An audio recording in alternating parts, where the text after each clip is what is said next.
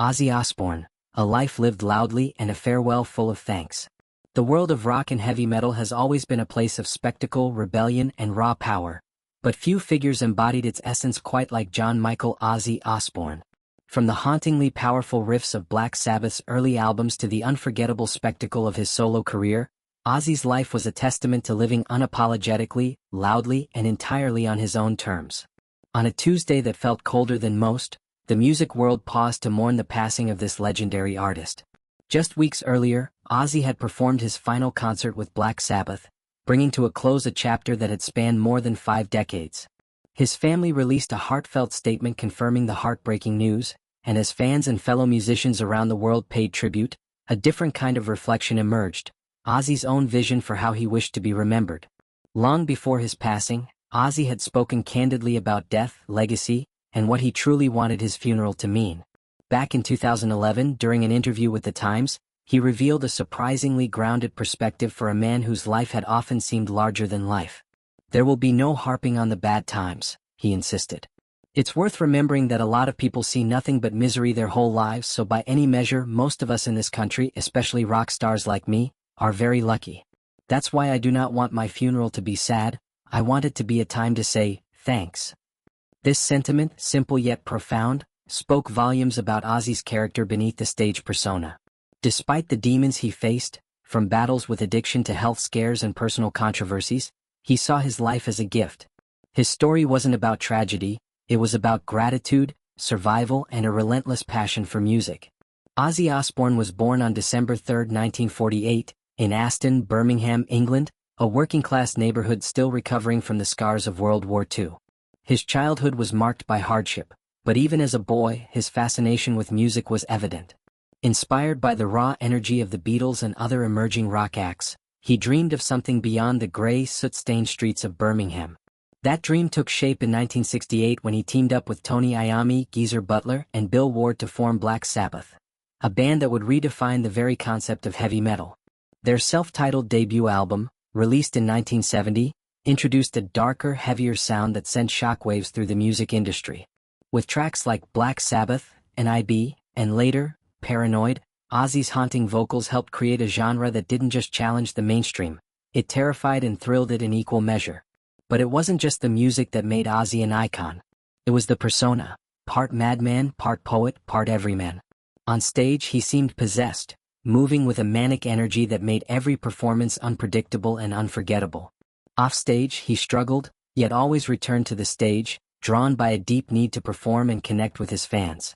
In the late 1970s, after parting ways with Black Sabbath, Ozzy's career could have ended.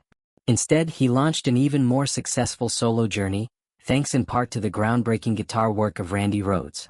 Albums like Blizzard of Oz and Diary of a Madman solidified his reputation, delivering hits like Crazy Train and Mr. Crowley, songs that remain staples of rock radio to this day. Through the 1980s and beyond, Ozzy's career was a whirlwind of tours, television appearances, and moments that blurred the line between shock and showmanship. Who could forget the infamous moment in 1982 when Ozzy bit the head off a bat on stage, a stunt that became a symbol of his unpredictable legend? Yet behind the controversies was a man who deeply valued family and loyalty. His marriage to Sharon Osbourne in 1982 wasn't just a romantic partnership. It became a professional alliance that would carry him through decades of career reinventions and personal challenges. Sharon stood by him through the darkest times, from rehab stays to health scares, and together they built a family that Ozzy cherished. Ozzy and Sharon had 3 children together: Amy, born in 1983, Kelly, born in 1984, and Jack, born in 1985.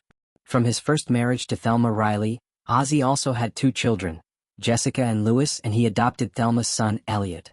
Family life wasn't always calm, as seen in the groundbreaking reality TV show The Osbournes, which aired in the early 2000s, but it was undeniably loving in its own unconventional way. Despite his chaotic public image, Ozzy's love for his family shone through, even in the smallest moments. Whether sharing jokes with Jack and Kelly or publicly acknowledging Sharon as his anchor, he never hid the importance of those closest to him. As Ozzy's health declined in recent years, including a Parkinson's diagnosis and other complications, many wondered how he'd choose to say goodbye. But Ozzy himself had already given the answer years ago, with gratitude and joy, not sorrow. "I do not mind what music they play at my funeral," he once said, as long as it brings a smile to people's faces.